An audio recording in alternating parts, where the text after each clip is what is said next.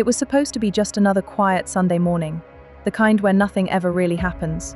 No sirens, no chaos.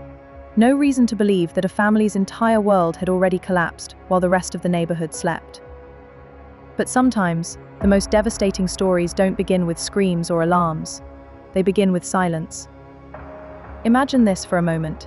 A house that looks calm from the outside, curtains still drawn, doors locked, everything appearing normal. Inside, children wake up confused, sensing that something isn't right. Their mother won't respond. Their father is nowhere to be found. And within minutes, a peaceful street transforms into the epicenter of a mystery that seasoned investigators would struggle to explain. What makes this case unsettling isn't just what happened, it's how carefully it unfolded. No forced entry, no struggle, no obvious signs of rage, just precision, planning, and a disappearance that seems almost intentional. This is not a story about a crime of passion. It's a story about control, silence, and the moment when a carefully constructed life quietly implodes. And once you step inside this house, every detail will force you to ask the same question investigators did from the very beginning. How did no one see this coming? The quiet of that Sunday morning shattered the moment the children stepped outside the house on Cherry Street. 4 of them, still in pajamas, ranging from toddler to elementary school age, walked down the steps and crossed over to their neighbor's door. There was no panic in their voices when they knocked. No screaming, just confusion. They said they couldn't find their father. They said their mother was upstairs crying, and she wouldn't wake up. That detail alone would later haunt investigators. When police arrived and entered the house, they immediately noticed what wasn't there. No signs of forced entry, no broken locks, no damage. The home, a large historic structure built in the 1800s, felt still, almost preserved. Upstairs in the master bedroom, they found Brienne lying on the bed. Her body position looked natural, as if she had simply fallen asleep. There were no defensive wounds, no overturned furniture, no chaos. Only after closer examination did the reality emerge. A gunshot wound to her face, fired at extremely close range. Death had been instantaneous. Then came the detail that changed everything. On the bedroom floor, near the bed, investigators found 3 spent 9mm shell casings. 3.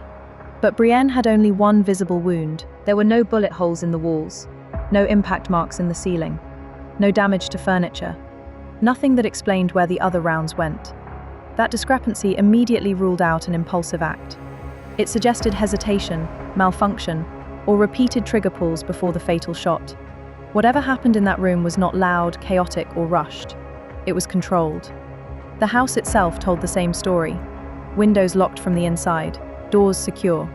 The only exit used that morning was the kitchen door, the same one the children had used to leave the house. Every other access point was sealed. For detectives, that eliminated the possibility of an intruder almost instantly. Whoever did this didn't need to break in. They already belonged there. And one person was missing. Brienne Pennington. So was Brienne's handgun. And so was Aaron's white BMW, which had been parked in the driveway just hours earlier. Within minutes, the investigation shifted from a suspicious death to an active manhunt. As officers documented the scene, something else stood out. The bedroom was unnervingly clean. Not just tidy, sterile. No signs of emotional escalation. No evidence of a fight. No scattered items.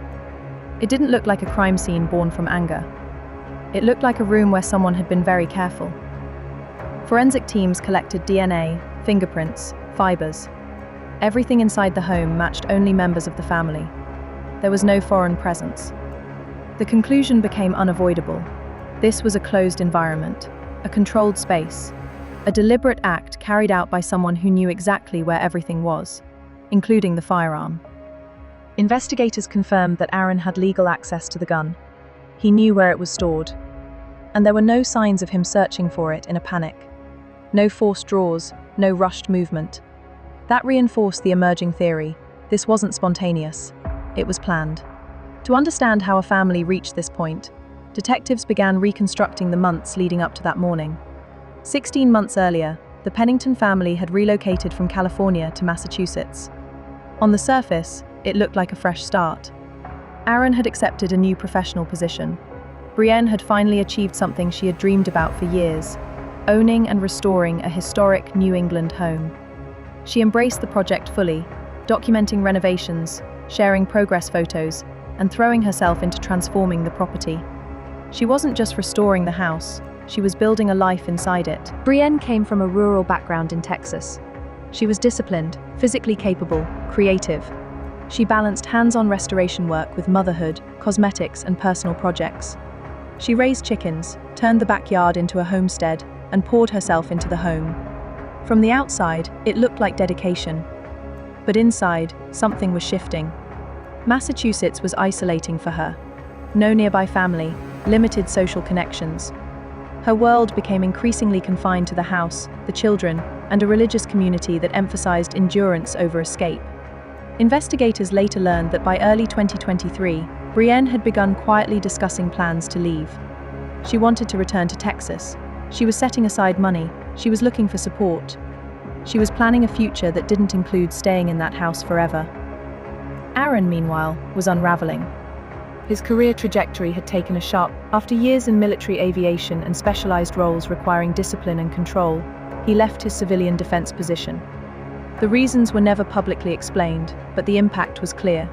Unemployment followed, financial pressure mounted. His mental health deteriorated. He expressed thoughts of self-harm. Friends noticed changes in his behavior. Tension inside the marriage intensified. And then there was his background.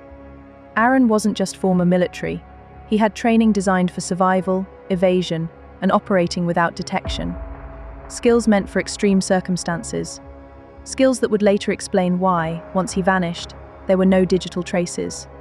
No phone pings, no card usage, no obvious trail. As the marriage strained, their religious framework complicated everything. Within that structure, separation wasn't just a legal matter, it was a spiritual failure. Counseling prioritized preserving the marriage.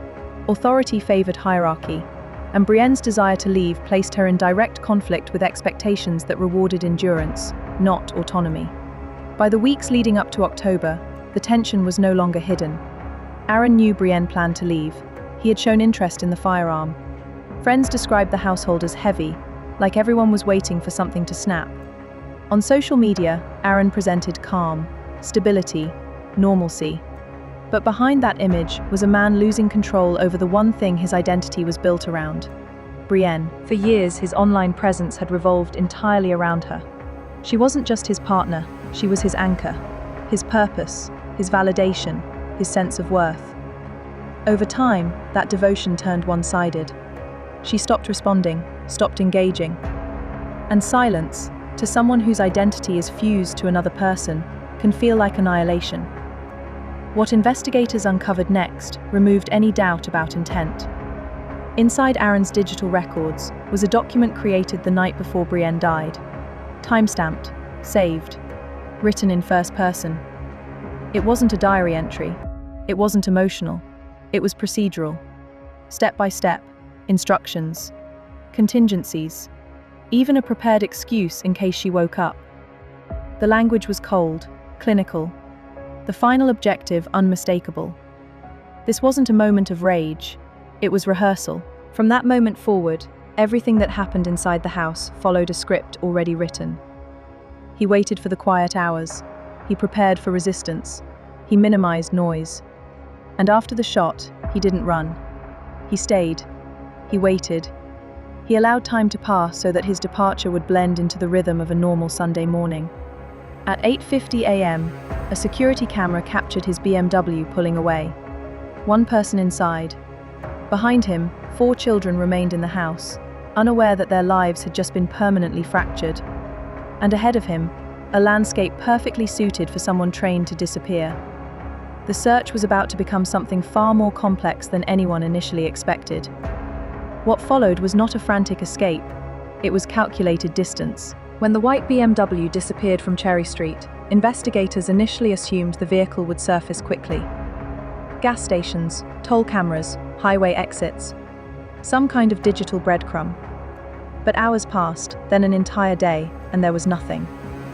No credit card use, no phone activity, no license plate hits. It was as if Brienne Pennington had stepped off the modern world the moment he left his driveway. That illusion shattered late the following afternoon. A local resident, out bow hunting in a wooded area outside town, noticed something that didn't belong. Tucked deep into a dead-end dirt path, far from any public roadway, sat a white BMW. The car wasn't abandoned randomly. It was positioned deliberately, hidden from casual view, shielded by dense trees and uneven terrain. The location wasn't accidental either. The property, a sprawling woodland used by scouting groups, was rugged, isolated, and difficult to navigate. For law enforcement, this discovery changed everything. The search immediately escalated. Nearby residents were ordered to stay inside and lock their doors. Helicopters were deployed. Canine units were brought in. Hundreds of acres were marked for systematic sweeps. The assumption was clear. The suspect had exited the vehicle and continued on foot. And this is where Aaron's past became critically relevant. He wasn't just someone running from the consequences of a crime. He was someone trained to avoid detection.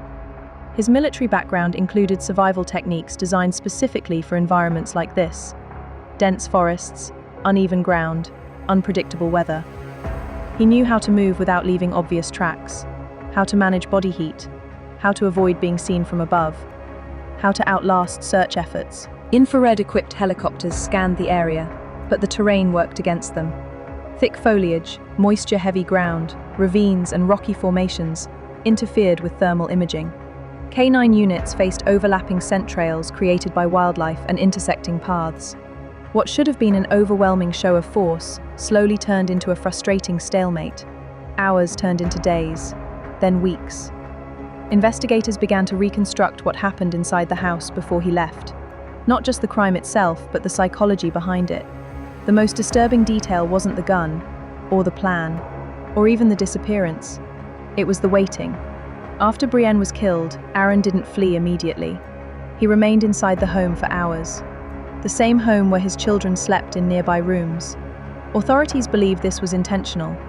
A pause designed to let shock settle, to let the night fade into morning, to let his exit blend into routine. When the children woke up, he didn't create a scene. He didn't run, he relied on misdirection. He told them their mother was crying and wouldn't wake up. That explanation wasn't random. It exploited what had become normal in the household. Emotional strain, silence, walking on eggshells. That hesitation gave him a head start. By the time the children sought help, he was already gone. Behavioral analysts describe this kind of act as a transfer of responsibility. He didn't force the children to discover the truth directly, but he also didn't stop it. He created distance, both physical and psychological, between himself and the aftermath. As the manhunt stalled, authorities broadened their focus. If he hadn't died in the woods, where could he be? They examined financial records for signs of preparation. Cash withdrawals, account closures, anything that suggested long-term planning. At the same time, they considered the alternative, that the forest itself was the final destination. Dive teams were brought in to search nearby bodies of water. Sonar scanned lake beds. The possibility of self-harm remained on the table, especially given his prior statements. But no body surfaced, no weapon was found, no trace emerged. As days passed without answers, attention turned back to the dynamics that led here. Experts familiar with similar cases recognized a familiar pattern. A man whose identity was fused to his partner, a life structured around control, order, and hierarchy. When that structure began to collapse, unemployment, loss of authority, threat of separation, the response wasn't adaptation, it was annihilation. Not just of her, but of the version of reality he couldn't live without. This pattern has a name in behavioral psychology. It describes individuals who see their family not as independent people, but as extensions of themselves. When the family unit no longer serves that identity, destruction becomes a means of preservation. If the world can't exist as it was imagined, then it shouldn't exist at all. In these cases, outward appearances often deceive. Public devotion, religious commitment, community involvement, none of it contradicts the internal narrative. In fact, it often reinforces it. The higher the pedestal, the greater the perceived fall. Brienne's attempts to reclaim autonomy, to move closer to family, to build a future outside the constraints of that environment, represented something Aaron could not tolerate: loss of control. And control, once lost, became the motive. The tragedy also reignited difficult conversations around insular belief systems and how conflict is handled within them. Former members and researchers have long pointed out how emphasis on endurance and marital preservation can unintentionally silence warning signs. When hierarchy discourages intervention and suffering is reframed as spiritual duty, victims can become isolated at the moment they most need support. In this case, Brienne's isolation was geographic, emotional, and structural. Far from family, tethered to a demanding home, embedded in a system that prioritized unity over safety. By the time she began planning an exit, the risk had already escalated. Today, the house on Cherry Street stands empty, the renovation halted, the homestead abandoned. What was once a symbol of hope is now a physical reminder of a life interrupted. The children, still so young, are left with fragments.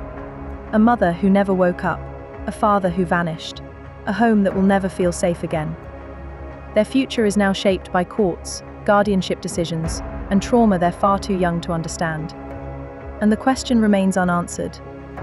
Is Aaron Pennington still alive? Did he vanish into the wilderness using everything he was trained to do? Or did he choose an ending that denied everyone else closure? For investigators, this is no longer just a search.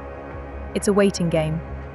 One that hinges on time, chance, and the possibility that someone, somewhere, will notice something that doesn't quite fit. Until then, the case remains open. No arrest, no recovery, no resolution. Just a quiet street, an empty house, and a man trained to disappear.